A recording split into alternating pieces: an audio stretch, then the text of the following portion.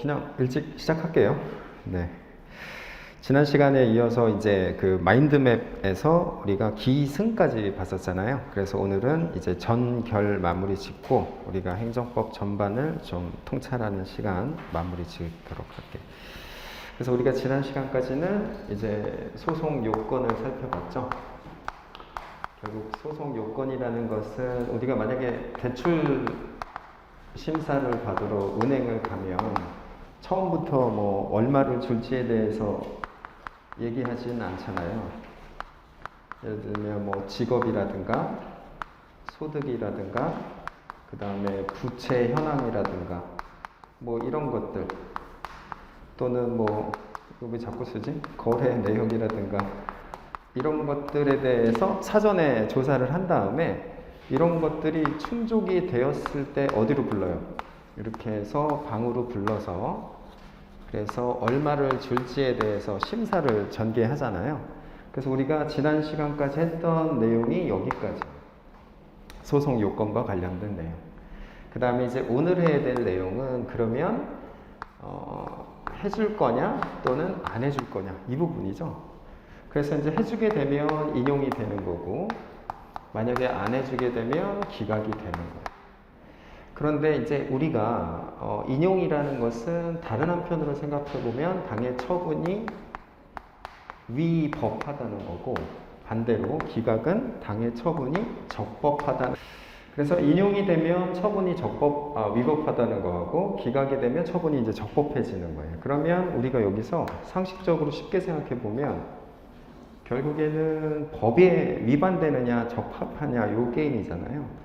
그러면 법을 어떻게 보냐면 이제 우리가 행정행위의 위법성은 주체, 절차, 형식, 내용이라는 위법성의 틀로 검토를 한단 말이에요. 편하게 체계적으로.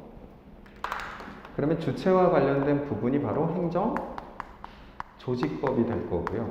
그렇죠? 행정조직법, 기타, 개별법. 절차하고 형식 부분이 이제 행정절차법, 그 다음에 기타, 또 개별법이 되겠죠. 그 다음에 이제 내용과 관련된 부분이 뭐냐면 이제 이게 행정기본법이 여기에서 가장 일반법으로서 활용이 되는 거예요. 그 다음에 기타 개별법이겠죠. 또 이 개별법은 여러분한테는 뭘로 주어지는 거예요? 여러분 시험 문제에서는 참조 법령으로 주어지겠죠. 그렇죠? 자, 그러면 여러분이 이제부터는 행정기본법을 바라보는 관점을 우리가 마인드맵에서 기승전결 그 다음에 전에서 내용과 관련된 판단 자료로 바라보는 게 매우 중요하다라는 거예요. 그럼 우리 행정기본법 8조를 한번 볼까요? 행정기본법 8조를 보면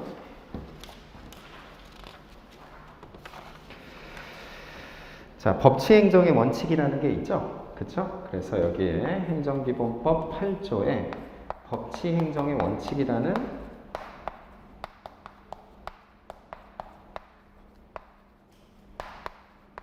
행정기본법의 가장 근간이 되는 조문이 있어요. 그 얘기는 뭐냐면 행정이라는 것이 법에 어떻게 해야 된다라는 거예요? 부합되어야 되고 근거가 있어야 한다라는 대원칙이잖아요. 이게 이제 헌법 사실은 37조 2항에 대한 구체화법이라고 볼 수 있겠죠. 그렇죠?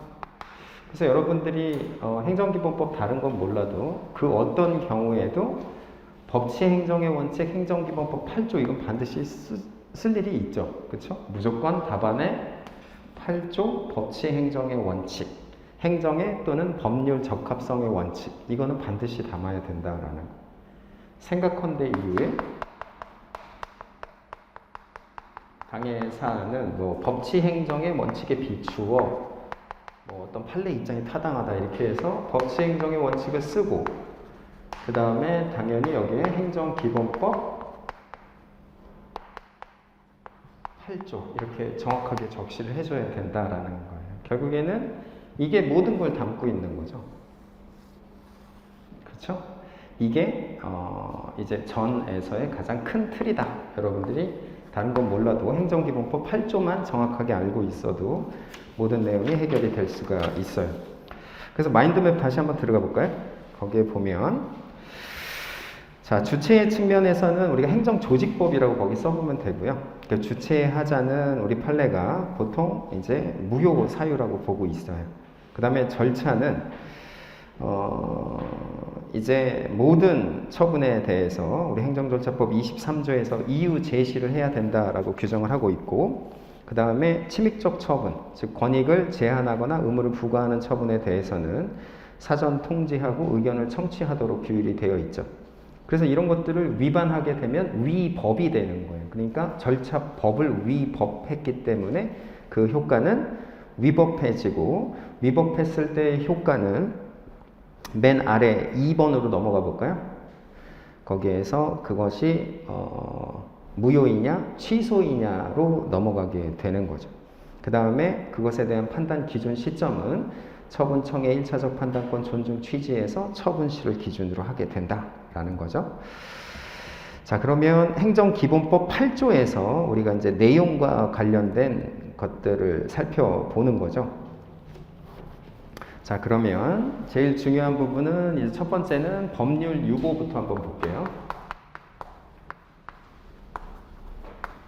자, 행정기본법 8조를 한번 우리가 보면 법률 유보 원칙이 구체적으로 설치되어 있음을 볼 수 있는데요. 거기에 보면 행정작용은 법률에 위반되어서는 아니 되며 이 부분이 법률 우위 원칙에 대한 입법적 확인이 되겠죠. 위반되면 안 된다라는 거예요. 그 다음에 후단에는 권리를 제한하거나 의무를 부과하는 경우, 이런 침입적 처분 또는 그 밖에 국민 생활에 중요한 영향을 미치는 경우에 대해서는 법률에 근거하여야 된다라고 되어 있어요. 그러니까 중요한 내용은 법에 근거하여야 된다라고 되어 있는 거죠. 그러니까 법에 근거한다는 얘기는 여러분이 앞으로 어떻게 바라봐야 되냐면, 자, 법의 근거, 그러면 형식적 의미의 법, 헌법 40조에 근거한 여의도에서 제정한 법 있죠? 이 법이 모든 걸 다 다룰 수는 없어요. 그렇죠? 여러분 청소년 유해 매체물도 하루에 뭐 수만 가지 튀어나오잖아요. 그러면 그런 것에 대해서 입법적으로 규율을 하기 위해서는 국회에 있는 얘네들이 다 할 수가 없으니까 얘네들이 전문적이고 보다 기술적인 내용에 대해서는 시행령에 위임을 주죠. 그렇죠? 그 다음에 얘가 다시 이거보다는 개정이 더 간편한 부령, 그렇죠? 그래서 시행 규칙에도 위임을 줘서 이런 형식으로도 일어나요.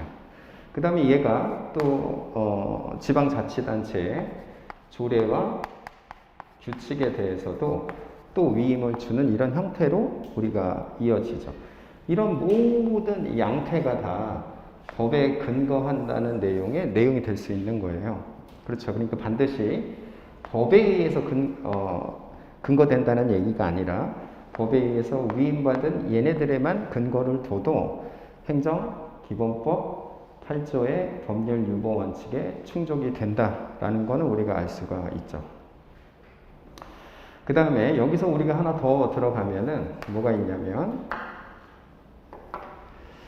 자, 예를 들면 아까도 얘기한 것처럼 만약에 킥보드 같은 거 규율을 해요. 그렇죠? 근데 이거는 기술의 발달이 입법의 속도보다 더 빠르죠. 그렇죠? 그래서 개정이 너무 어려워요. 그러니까 제일 빠른 애가 누구예요? 여러분끼리 지켜도 되는 행정규칙이 제일 빠르겠죠. 그렇죠? 행정규칙은 개정 절차가 고도로 요구되지 않고 사실은 문자로 안 해도 된단 말이에요. 문서로. 그래서 얘한테도 만약에 상위 법령에서 위임을 준다면, 그렇죠? 이 위임이라는 게 제일 중요한 부분이죠. 그 얘도 국민의 생활에 대해서 법규성을 가질 수가 있게끔 해 놓은 거예요. 그렇죠? 얘도 법의 근거의 하나의 양태가 될 수 있겠죠. 우린 요거를 법령 보충 규칙이라고 얘기를 해요. 그러면 얘도 법규성, 즉 국민의 권리 의무에 대한 규율을 갖고 그 다음에 재판에서 판단 자료로 쓰일 수 있는 능력이 있는지에 대해서 우리 또 행정기본법은 법령이라는 체제에서 규율하고 있죠. 우리가 2조 한번 볼까요? 그래서 여러분 행정기본법 2조 1호도 행정입법 작용에 있어서는 굉장히 중요하죠. 법령 등이라 하면 다음 강목의 것을 말한다. 첫 번째, 법률. 그렇죠. 얘가 제일 헌법 다음이잖아요. 그 다음에 대통령령, 총리령, 부령. 그 다음에 국회규칙, 대법원 규칙. 얘네들은 헌법에 있는 행정입법으로서의 법규 명령이죠. 이름이 규칙일 뿐이지 얘네들은 법규 명령이에요. 거기 3호에다가 여러분 별표 한번 쳐볼까요? 자, 얘가 바로 법령 보충 규칙을 행정기본법에서 법령이라는 체계적 지위에다가 다시 한번 확인하고 있음을 알 수 있어요. 그러니까 얘도 국민의 권리 의무를 규율하고 재판의 판단 규범으로 쓰일 수 있다라는 거죠. 거기 나에 보면 이제 조례 규칙 이렇게 되어 있단 말이에요. 그러니까 여러분들이 자, 국민이 선거를 통해서 통치권을 위임했잖아요. 민주적 정당성을 부여받아서 법이 국민을 규율하고, 그렇죠? 그 다음에 법이 다 하지 못하니까 시행령, 시행규칙, 조례규칙, 그 다음에 법령 보충 규칙까지 위임, 즉 선거를 통한 민주적 정당성이라는 이 권한을 계속 위임해 주는 거죠. 그러면 그것에 의해서 우리는 우리의 일상생활에 규율을 받을 수 있도록 하는 것, 그게 바로 법률 유보의 원칙이 되는 거예요. 자, 대표적인 중요 판례를 한번 우리가 보도록 할게요. 자,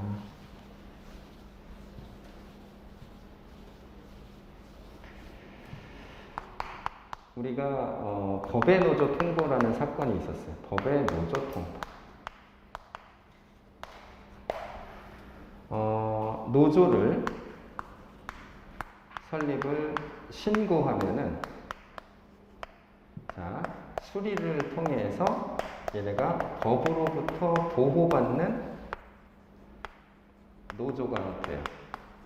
그 얘기는 뭐냐면 자, 사무실도 제공받고요. 그 다음에 판공비도 주고 그 다음에 기타 사무 자재들 운영비 이런 것들을 제공받게 되는 거예요. 그러면 우리는 지난 시간에 어떠한 작용을 통해서 이러한 법적 효과가 없다가 형성되는 것, 그렇죠? 이걸 처분이라고 배웠죠. 그렇죠? 이게 처분이 되는 거예요. 그러니까 수리는 처분이 되죠. 그래서 수리를 요하는 신고로서의 노조 신고가 되는 거예요. 근데 얘한테 어떻게 했냐면 갑자기 행정청에서 자, 법 외 노조라고 한 거예요. 그러니까 그 이후에 이렇게 받았었잖아요. 이거를 다시 또 빼서요. 이렇게 되는 거예요. 그러면 변동이 생겼죠. 권리 의무의 변동이 생겼기 때문에 다시 여기서 권리 의무 변동이 초래됐어요. 그러니까 얘도 뭐가 되는 거예요? 얘도 처분이 되는 거죠. 자, 법의 노조 통보가 처분이라는 것, 즉 공권력의 행사라는 것은 당의 이 효과에 의해서 우리가 추정할 수가 있게 되는 거죠. 그래서 이거는 처분이 된다라는 부분이. 근데 문제는 뭐냐면 자, 이 법의 노조 통보를 할 수 있는 법령상의 근거가 어디에 나와 있냐면 자, 시행령에 나와 있었어요. 시행령.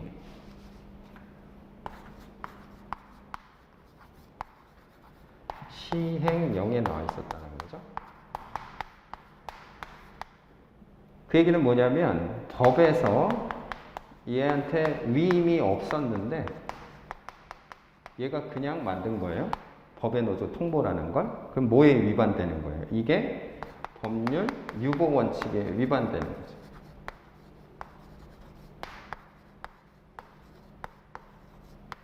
그렇죠. 위임이 있어야 되잖아요.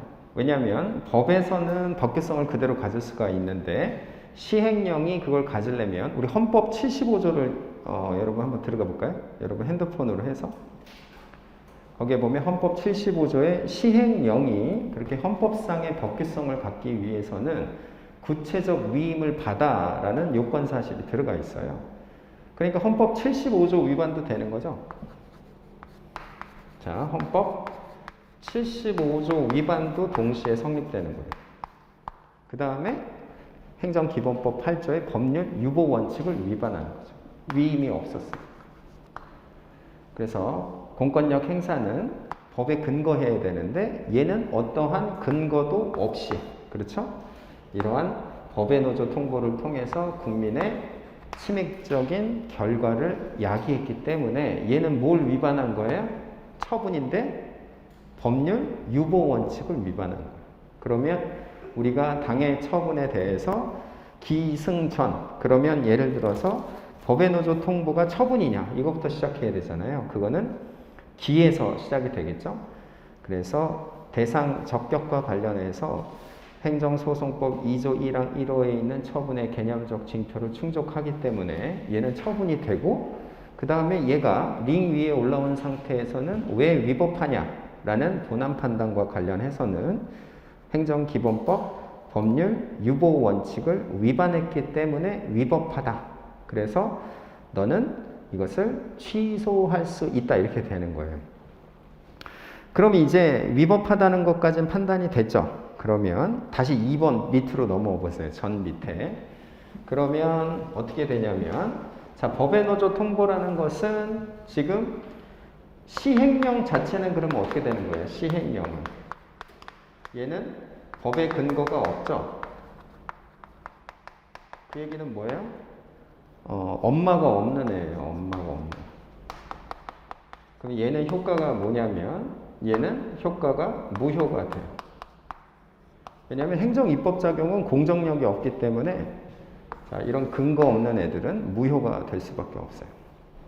그러면 행정청이 자, 법의 노조 통보를 때릴 때 그때는 살아 있었죠.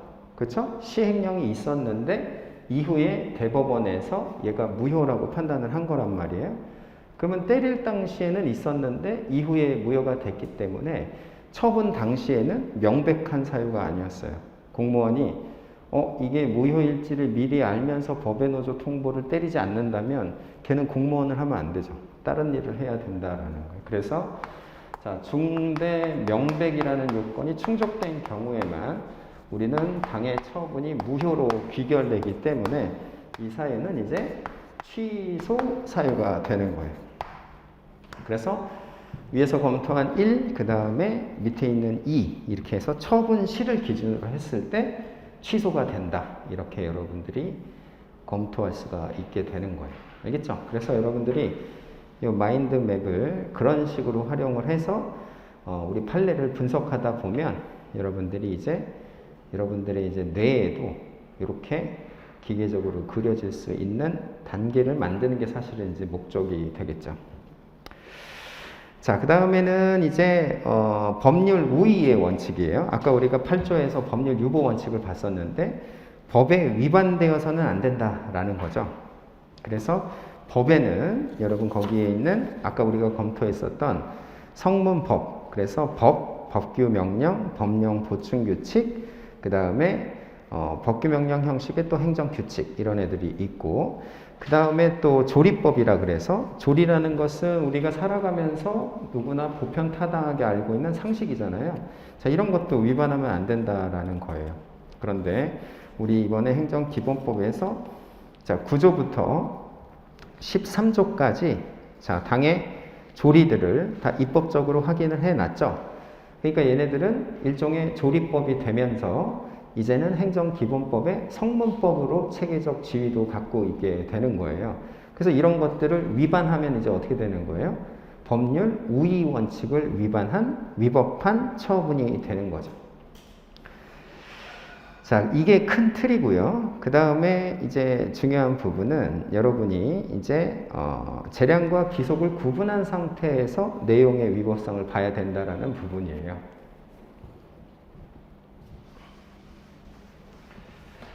그거는 왜 그러냐면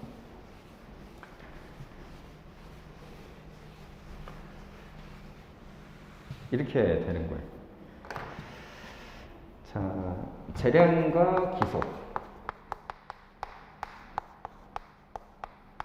자, 이거를 구분해야 되는데 우리가 예를 들면 도로교통법에 보면은 자, 음주 측정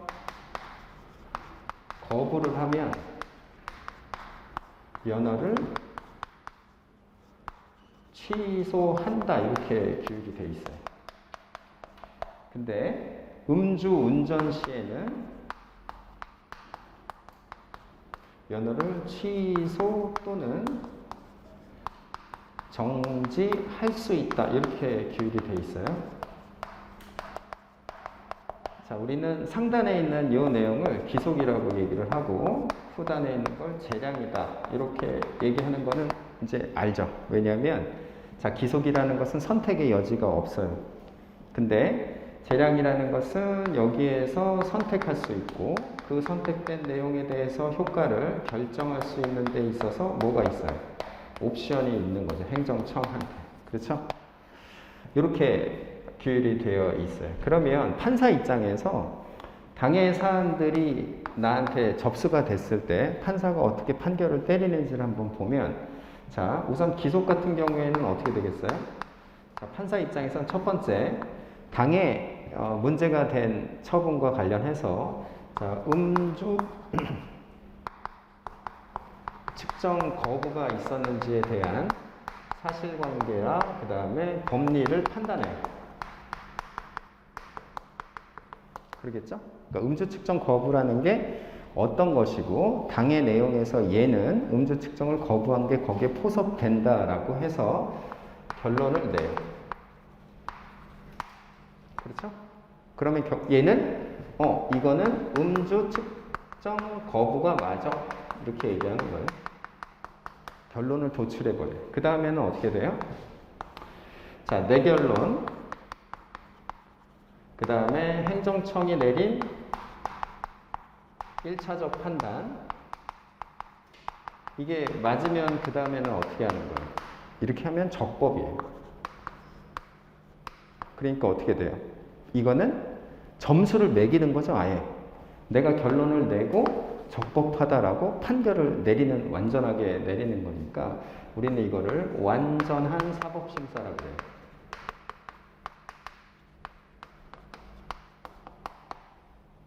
근데 재량은 그렇지가 않아요. 재량이라는 것은 자, 음주운전을 했다라는 사실이 이제 밝혀진다 할지라도 행정청이 이건 취소해야 돼? 아니면 정지해야 돼? 이렇게 할 수는 없어요. 그렇죠? 예를 들면 자, 취소를 할지 정지를 할지 또는 할지 말지 자, 이 부분에 있어서 행정청이 야, 얘네들 진짜 너무 심한 거 아니야? 이 정도만 아니면 이것에 대해서 사법부가 자기의 결론을 내기가 어려운 부분이죠. 예를 들면 취소인지 정지인지 할지 말지 부분에 있어서 행정청이 내가 좀 아는 사람이면은 안 하고 모르는 사람이면 하고 이런 부분은 안 된다라는 거죠. 우리는 그거를 어떻게 얘기하냐면 자, 일단 남용 여부에 대한 소극적 판단을 할 수밖에 없어요. 그렇죠? 재량이 있기 때문에. 자, 그런 경우에만 우리는 위법하다 이렇게 판단을 하는 거죠. 그러면 이렇게 하면 안 된다는 어떤 실질적인 한계를 어디서 규정해 놨냐면 행정기본법 21조를 한번 볼까요?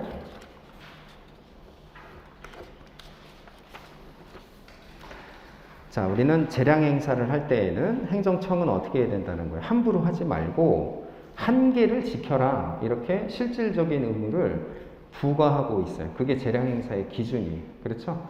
그래서 만약에 이걸 지키지 않으면 행정소송법으로 한번 넘어갈게요. 행정소송법 27조를 보면 행정소송법은 여기 없어요. 그래서 여러분 조문을 보면 행정소송법 27조에서는 당해 내용이 위법하다라고 얘기를 해놓은 거예요. 그래서 행정기본법에서는 재량 행사를 똑바로 해 이렇게 의무를 부과하고, 똑바로 하지 않을 경우에 행정소송법에서 27조에서 결론이 어떻게 되는 거예요? 위법하게 되는 거죠. 이런 식으로 규율이 되어 있단 말이에요. 그러면 자, 사법부의 판단 방식이 달라지죠. 그러니까 우리는 판단을 내기 위해서 지금 사례를 푸는 거잖아요. 그러니까 재량과 기속을 구분한 상태에서 판사처럼 들어가야 된다라는 거예요. 그래서 재량과 기속을 먼저 구분하는 문제가 중요한 문제가 되는 거예요. 거기서 보면 자, 재량과 기속을 구분해야 되는 거죠. 그래야지만 판사처럼 우리도 판결을 때릴 수가 있어요. 판사의 판결이 우리가 결론 파트잖아요. 그러면 어떻게 구분할 것이냐? 우리가 이미 아까 봤지만 당해 법령의 내용과 목적, 체계 뭐 이런 것들을 종합적으로 고려해서 한다는 게 우리 판례의 기본적인 내용이니까, 만약에 그렇게 해서 기속으로 귀결이 됐어요. 그러면 기속인 경우에는 결국에는 법령 위반이 가장 핵심이겠죠. 그렇죠? 그래서 거기에 보면 2번 내용상 성문법 위반. 자, 이게 가장 큰 위법 내용이 될 거예요. 그게 요건 위반 여부가 되는 거죠.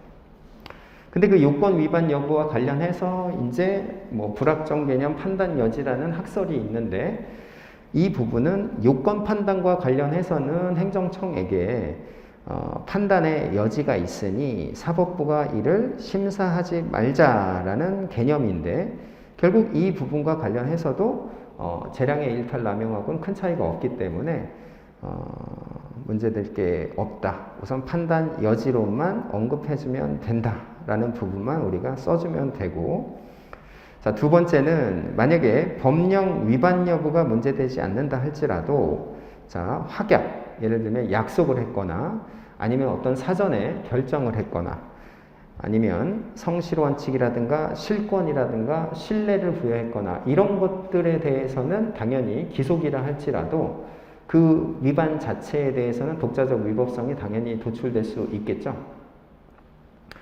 자, 그 다음에 맨 상단에 보면 근거 법령이 이제 위헌이냐 위법이냐에 따라서 당연히 처분도 취소 사유가 될 수 있기 때문에, 자, 기속행위의 경우에는 다음과 같은 네 가지가 바로 위법 사유가 될 수 있다라고 여러분들이 사례를 풀 때 검토해 주면 되는 거예요. 자, 근데 여러분이 출제자라면 기속으로 낼까요? 재량으로 낼까요?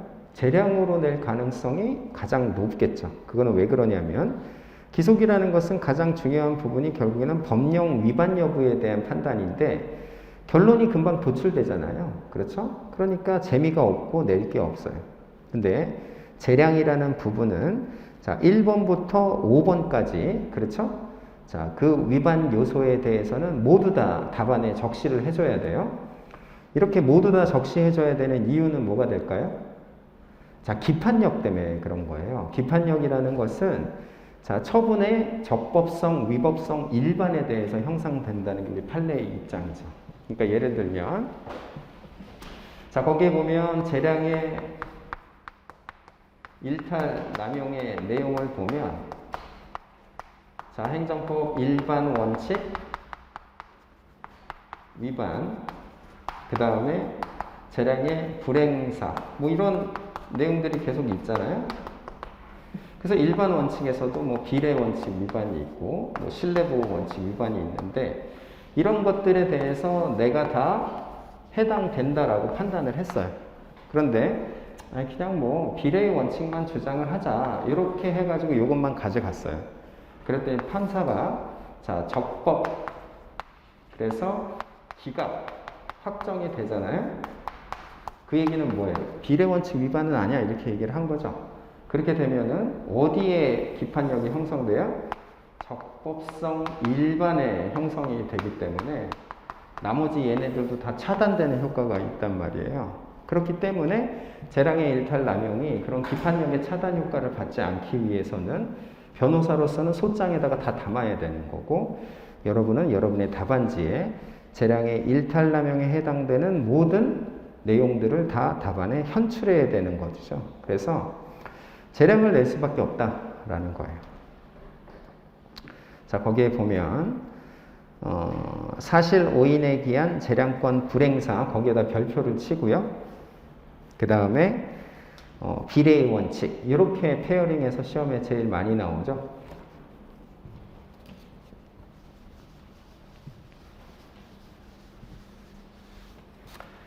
자, 대표적인 판례는 그 유승준 사례예요. 그래서 유승준이라는 가수가 있었는데 얘는 미국 국적이에요. 그래서 이름도 스티브라는 이름을 갖고 있어요.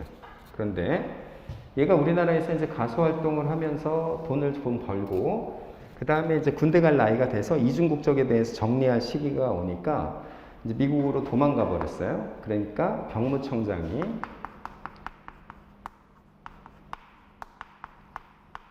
괘씸하니까 이제 입국 금지 요청을 했어요. 법무부 장관한테. 그러면 요거는 내부 행위니까 처분이 아니죠. 그렇죠? 근데 법무부 장관이 이제 입국금지 결정을 내리면 이게 처분이 될 텐데 얘는 단순 내부 전산망에만 인트라넷에만 띄웠어요. 그러면 행정행위가 성립하기 위해서는 외부적 공식적 방법에 의해서 표시가 돼야 되는데 성립이 안 된 거죠. 그렇죠? 그래서 얘도 처분이 아니에요. 그래서 처분은 아직까지 등장하지 아니한 상태에서 시간이 흘러서 이제 유승준이 누구한테? 자, LA 집에 돌아와서 얘한테 비자 발급 신청을 한 거예요. 그때 LA 총영사가 이제 거부를 했어요. 그 다음에 얘는 입국 금지 통보가 내부 전산망으로 해가지고 이제 LA 총영사한테도 전달이 됐겠죠.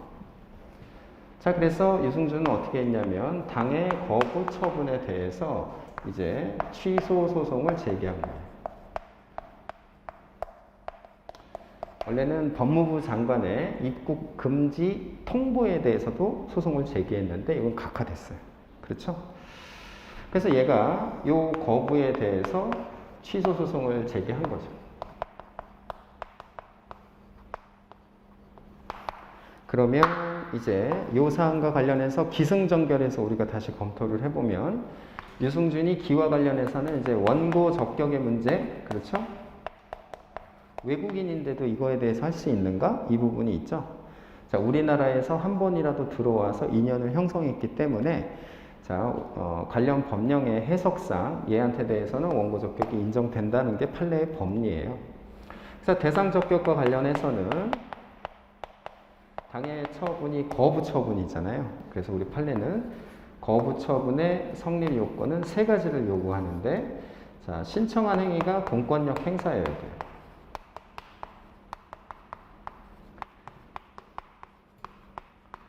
비자를 발급해주고 말고는 공권력 행사가 맞죠? 그 다음에 당의 공권력 행사에 의해서 권리 의무 변동이 초래돼야 돼요. 그러면 못 들어오니까 당연히 권리 의무의 변동이 초래가 되잖아요. 그렇죠? 그 다음에 법규상, 조리상 신청권이 있어야 되는데 당의 법령에, 즉 비자 발급과 관련된 법령에 보면 얘가 신청할 수 있다라고 조문이 있어요. 그러니까 얘한테 대해서는 이제 어떻게 되는 거야? 본안으로 넘어와서 우리가 오늘 검토하고 있는 전 단계로 오는 거예요. 그럼 여기에서 이제 우리는 어떤 틀 안에서 보자 그랬어요? 주체, 절차, 형식, 내용의 측면에서 보자 그랬죠? 그러면 LA 총영사가 처분청이라는 건 너무 당연하잖아요. 이건 별도 쟁점이 없어서 변호사도 소장에 담지를 않았어요.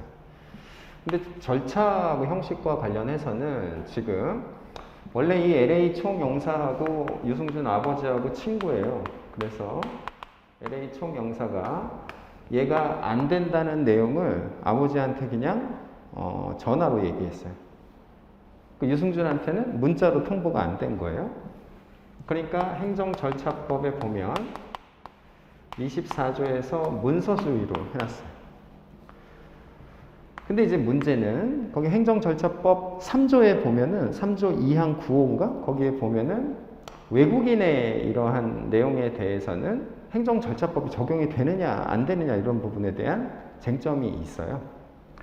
그런데 거기에 보면 성질상 이에 적용되기가 곤란하거나 또는 기타 이에 준하는 내용이 있는 경우에만 행정절차가 배제되는 거다라고 후단에 요건이 있단 말이에요. 그러니까 이런 것이 충족되지 않기 때문에 얘는 행정절차법이 적용된다라고 우리 판시를 했어요. 판례. 그러니까 행정청은 LA 총영사는 절차상의 위법이 없다라는 걸 이제 항변을 하고, 자, 이승준의 변호인은 아니다. 절차상 위법하다. 얘 적용되니까 문서로 안 했다. 이렇게 주장을 해서 이 부분이 절차의 위법성으로 인정이 됐어요. 그러면 이제 내용과 관련해서도 검토가 돼야죠. 그렇죠? 그런데 LA 총영사는 어떤 오해를 했냐면, 여러분 비자라는 내용 자체는 주고 말고는 자기 마음이기 때문에 당의 법령에서 할 수 있다라고 규정을 해놨겠죠. 추천서예요. 여러분 추천서는 써달라는 사람이 써달라면 무조건 써주는 건 말이 안 되잖아요. 그렇죠? 그래서 이거는 재량이에요. 근데 얘는 어떻게 생각했냐면, 얘가 시켰잖아요. 법무부 장관이 들어오지 말게 하라고. 그러니까 얘는 기속인 줄 알았던 거예요. 재량인 줄 몰랐어요. 그래서 어떻게 했냐면 얘가 신청한 신청서를 그냥 캐비넷에 넣어놓고 보질 않았어요. 그게 뭐냐면 결국엔 내용과 관련해서 결론이 어떻게 됐어요? 우리가 구분을 해줘야 된다 그랬죠? 재량으로 결론이 나아지고, 첫 번째는 뭐가 있냐면, 자, 재량의 불행사가 있는 거예요. 그렇죠? 재량을 행사조차 안 한 거예요. 그래서 이게 위법. 위법사유 하나, 둘. 그렇죠? 그 다음에 또 뭐라고 주장했냐면, 자, 이제 10여 년이 지났는데 아직도 얘한테 대해서 뭐 들여오지 못할 정도로 그런 것들이 적정한지 여부에 대해서 심사를 해야 되는데 그 부분에 대해서 들여다보지도 않았다는 거예요. 비례 원칙을 들여다봐야 되는데 비례 원칙을 하질 않았다라는 부분에 대해서도 위법이 있다라고 봤어요. 그러면 1, 2, 3 이렇게 위법성이 다 여러분 답안에도 들어가야겠죠? 그렇죠? 자, 그래서 결론은 위법하다. 이렇게 판례가 형성이 된 거예요. 그럼 우리는 뭘 알 수 있어요? 재량의 불행사와 비례 원칙 이 두 가지 부분이 모두 다 재량의 일탈남용으로서의 내용으로서 우리가 담아내야 되는 내용이다라는 걸 알 수 있어요. 자, 이게 바로 재량의 일탈남용과 관련된 부분이에요. 그러면 여러분이 이제 링 위에 올라왔을 때 과연 당의 처분이 위법하냐 적법하냐에 대한 본안 판단과 관련해서는 위에서 적시된 바와 같이 주체 절차 형식 내용이라는 틀 안에서 검토를 하고, 각각의 틀 안에서 주된 법령인 행정조직법, 자, 그 다음에 절차법, 그 다음에 내용과 관련해서는 우리가 기속과 재량을 구분한 상태에서 재량으로 출제될 시에는 재량의 일탈남용의 내용을 포섭해서 여러분들이 문제를 풀어나가는 것이 매우 중요하다라는 부분이죠. 그렇죠? 자, 이렇게 해서 우리가 전을 보게 되는데요. 자, 우리가 행정기본법이라는 것이 여러분한테 아까 제가 이야기한 것처럼, 자, 당의 처분이 위법하냐 적법하냐에 대한 대표적인 판단 자료라고 그랬죠. 우리가 행정기본법 17조를 한번 볼까요?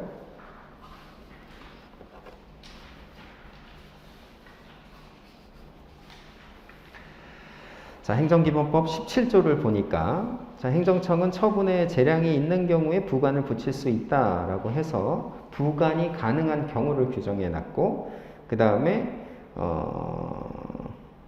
사망은 행정청이 부관을 언제까지 부과할 수 있는지에 대한 시적 한계를 규정해 놨어요. 그 다음에 사항은 자, 부관의 내용적인 적법성을 규정해 놨어요. 이 판단들은 지금 어디에서 다 하는 거예요? 제가 아까 행정기본법은 전해 단계에서의 대표 법령이라 그랬죠. 그러면 우리가 자, 부관이 소송의 대상이 될 수 있는지에 대해서는 예를 들면 기타 부관 말고 우리가 독립된 쟁송에 될 수 있는 부담만이 시소송의 대상이 될 수 있다라는 부분은 기와 관련해서 우리가 보는 거죠. 그러면 당의 부담이 이제 링 위에 올라와서 전에서의 검토를 할 때는 바로 행정기본법 17조를 갖고 우리가 판단을 한다. 이렇게 볼 수 있는 거예요. 그렇죠? 그래서 부담의 독립 쟁송 가능성이라는 목차는 우리가 소송 요건과 관련된 기에서 검토를 하는 내용인 것이고, 부담이 이제 독립된 소송물로 링 위에 올라와서 위법하냐 적법하냐를 갖고는 전 단계에서 행정기본법 17조를 통해서 검토를 하게 된다라는 거죠. 자, 그래서 행정기본법이라는 것은 그러한 기능을 갖고 있다라는 것을 여러분들이 잘 활용해서 여러분의 답안에 담는 게 중요해요. 그 다음에 우리가 거기에 처분시라고 돼 있잖아요. 동그라미 2번에. 그 내용도 행정기본법 14조 2항을 한번 볼까요? 거기에 보면 당사자의 신청에 따른 처분은 법령 등의 특별한 규정이 있거나 처분 당시에 법령 등을 적용하기 곤란한 특별한 사정이 있는 경우를 제외하고는 처분 당시의 법령에 따른다 이렇게 돼 있잖아요.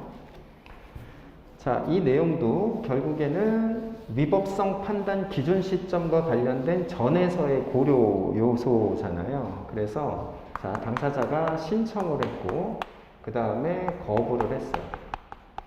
근데 신청할 당시에는 9월 1일이에요. A, B 요건만 충족되면은 줄 수 있었어요, 허가를. 그런데 내가 거부를 때릴 당시에 12월 1일에는 A, B, C라는 요건까지 충족되어야 최종 허가가 나올 수 있어요. 그러면 당의 거부 처분은 어떻다는 거예요? 적법하다는 게 몇 조예요? 14조 2항이 되는 거예요. 행정기본법.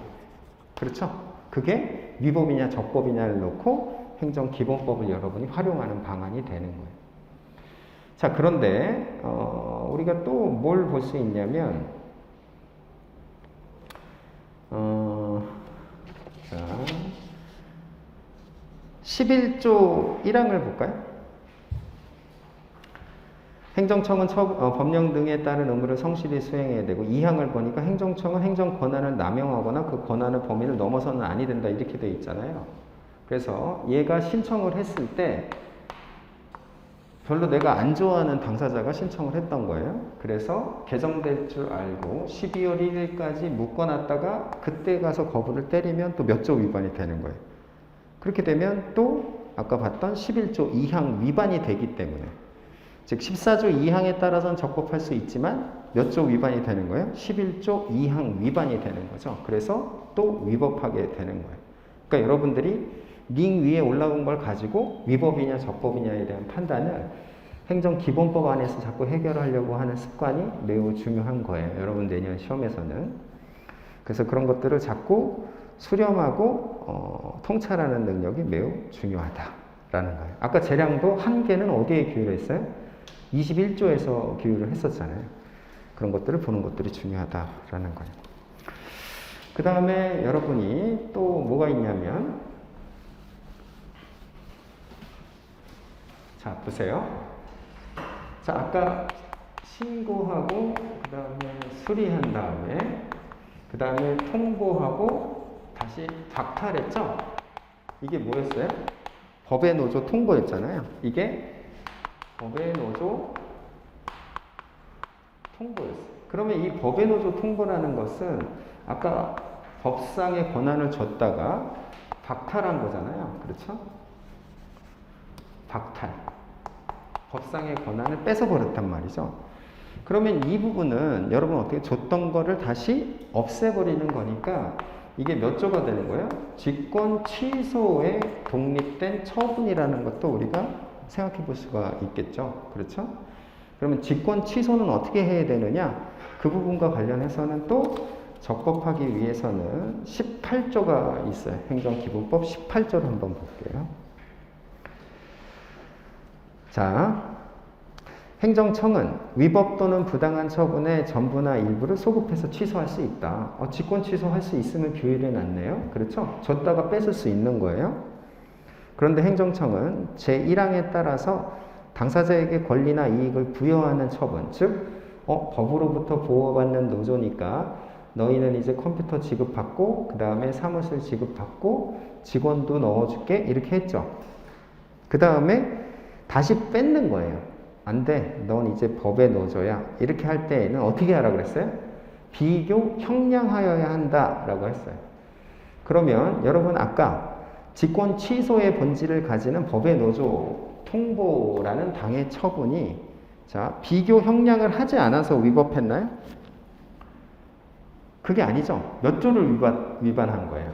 8조를 위반했던 거죠. 아까 다시 8조로 가봐요. 법치 행정의 원칙을 위반했던 거예요. 법의 노조 통보는. 그러니까 여러분이 행정기본법을 잘 활용하는 부분을 보면 결국에는 전에서 내가 당의 처분의 위법과 적법을 행정기본법 안에서 자꾸 해결하는 능력이 매우 중요한 거죠. 그럼 이게 갑자기 이렇게 튀어나왔을까요? 그게 아니라 지금까지 판례가 많이 누적이 됐을 거 아니에요. 그 부분들을 행정기본법에서 다시 한번 정리한 거예요. 그러니까 압축된 판례의 법리인 거예요. 그러니까 행정기본법을 올바르게 적시해 주는 게 매우 중요한 소구력을 형성하겠죠. 그래서 18조에 있는 직권 취소의 본질을 갖는데 여기서는 비교 형량이라는 즉 이익 형량 이걸 위반하지는 않았어요. 왜 그러냐면 이 노조가 사실은 어떤 짓을 했냐면 자기 회사 또는 자기의 근무하는 사람이 아닌 다른 사람들도 들고 와갖고 노조비를 더 많이 받아냈단 말이에요. 그러니까 이런 애들에 대해서는 이렇게 취소하는 게 이익 형량에서는 잘한 거죠. 근데 뭘 못한 거예요? 근거가 없었던 거예요. 8조를 위반했던 거죠. 알겠죠? 자, 이것도 그럼 뭘 알 수 있다라는 거예요?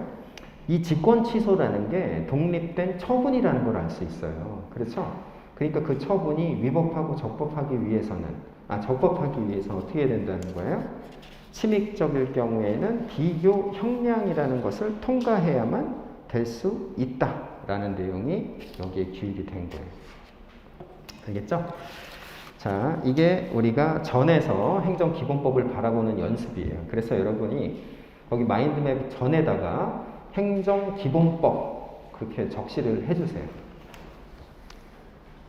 그러면 우리가 당의 소송의 제기가 적법하냐와 관련된 문제에서는 행정소송법에 있는 조문을 적시해야 되는 것이고, 그렇죠? 그 다음에 당의 처분이 위법하냐 적법하냐와 관련해서는 행정기본법의 조문을 올바르게 적시하는 게 전부겠죠? 그렇죠? 그 부분을 잘 여러분들이 정리해 두는 게 매우 중요하다.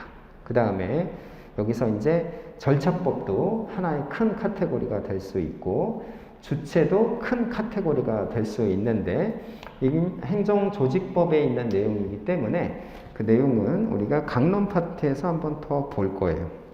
알겠죠? 자, 그러면 한 10분 쉬었다가 결 파트 마무리 짓도록 할게요.